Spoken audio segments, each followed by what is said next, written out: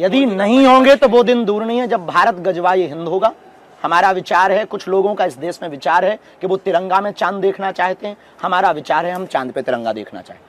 बाबा जी, हिंदुत्व का जो मसला आप उठाते हैं, हिंदुस्तान एक सेकुलर मुल्क है, लेकिन आप हिंदू राष्ट्र की बात करते हैं, तो इसके पीछे क्या मकसद है? और आपके जैसे पढ़े लिखे लोग ही सेकुलर पर भरोसा करते हैं। बस आपके जैसे लोगों की बुद्धि ठीक करने के लिए हम पद यात्राएं करते हैं। हिंदू राष्ट्र सेकुलर राष्ट्र बना, वो भारत सेकुलर राष्ट्र बनाया गया है, ना कि था।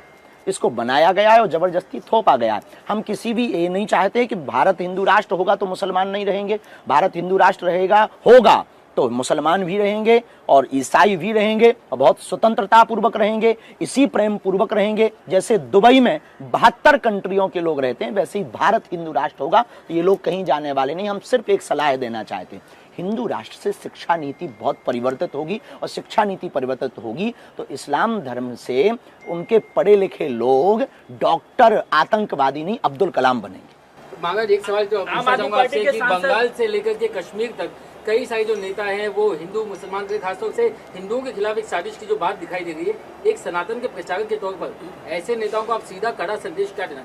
हम यही देंगे कि यदि आप अभी नहीं समझे तो वो दिन दूर नहीं है जब तुम्हें मुंह तोड़ जवाब दिया जाएगा। देश के प्रत्येक, ये केवल हमारी जिम्मेवारी नहीं है, केवल हमारी 100 करोड़ हिंदुओं की जिम्मेवारी है जो सनातन हिंदुत्व और राष्ट्र के खिलाफ है। इस देश में रहने वाले प्रत्येक व्यक्ति को मुंह तोड़ जवाब देना चाहिए, वरना घर में घुसे रहना चाहिए। आम आदमी पार्टी के सांसद हैं संजय सिंह, वो ये कहते हैं कि हराम में भी राम है।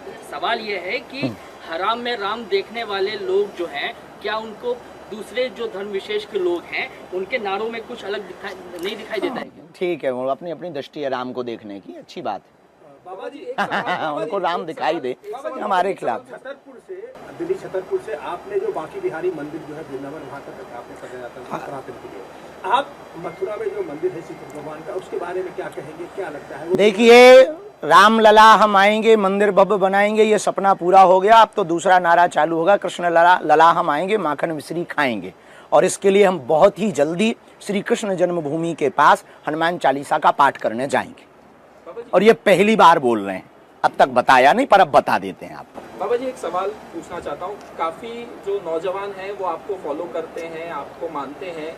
यहाँ मुंबई में बीएमसी चुनाव है, आप सनातन धर्म और हिंदू की बात करते हैं, क्या कहना चाहेंगे जो आपके फॉलोवर हैं बीएमसी में, किस तरह से वोट देना चाहिए, क्या? हम चुनाव पर मत देने पर कभी बोलते नहीं हैं, राष्ट्र हित में सब मत करें। सबसे यही प्रार्थना, जो हमें मानते हो, जो हमें नहीं मानते वो भी राष्ट्र हित में मत करें, यही प्रार्थना है, क्योंकि हम राजनेता हैं। महाराष्ट्र के मुख्य प्रधान रह चुके पृथ्वीराज चौहान, उन्होंने भी एक बयान दिया था कि सिंदूर जो ऑपरेशन था उस पर भारत पहले ही दिन हार गया था। तो ऐसा नहीं लगता है कि इससे सैन्य का मनोबल टूटता है और जो ये खास भी जो परिस्थिति उसके फायदा लेने? देखिए, देश की सेना के साथ खड़े रहना चाहिए किन्हीं भी परिस्थितियों। पहली बात तो ऐसा हुआ नहीं, पर हुआ भी तो देश के प्रत्येक व्यक्ति को सेना के साथ खड़ा होना चाहिए।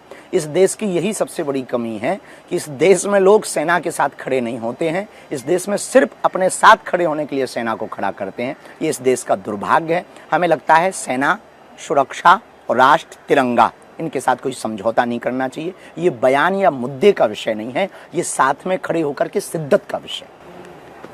बाबा जी आप सबकी पर्ची निकालते हैं, मोदी जी जब तक है प्रधानमंत्री रहेंगे ऐसी चर्चा है, लेकिन ये भी कहा जा रहा है कि महाराष्ट्र से अभी तक कोई प्रधानमंत्री नहीं बना है। देवेंद्र फडणवीस को जो है इस बार मौका मिल सकता है, ऐसी चर्चा है, लोगों की भावना है। आपको क्या लगता है, प्रधानमंत्री के तौर पर एक अच्छा काम करेंगे?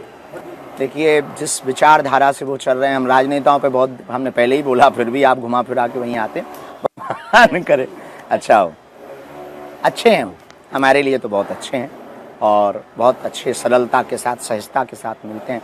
निश्चित रूप से कोई बहुत विजनरी बुद्धि वाले लोग, प्रज्ञा मेधा से संपन्न व्यक्ति राष्ट्र प्रधान होंगे तो निश्चित रूप से देश का उत्थान होगा। कृष्ण लला को लेकर जो लड़ाई अब शुरू होने वाली है, कब तक नतीजे तक पहुंचेगी? बहुत जल्दी पहुंचेगी, पर कोर्ट के थ्रू ही पहुंचेगी, क्योंकि हम देश की न्यायपालिका नहीं है।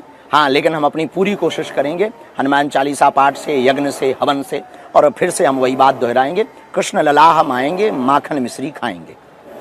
बाबरी मस्जिद के बाद ऐसा मामला हुआ था कि कोई दूसरा ऐसा मामला खड़ा नहीं किया जाएगा, लेकिन अब जो है मथुरा की बात हो रही है, काशी की बात हो रही है, कई मंदिरें जो है मस्जिदों में ढूंढने की कोशिश की जा रही है। नहीं, जहाँ मंदिर थे वहाँ मस्जिदें हैं, उसकी खोज पूर्ण हो रही है।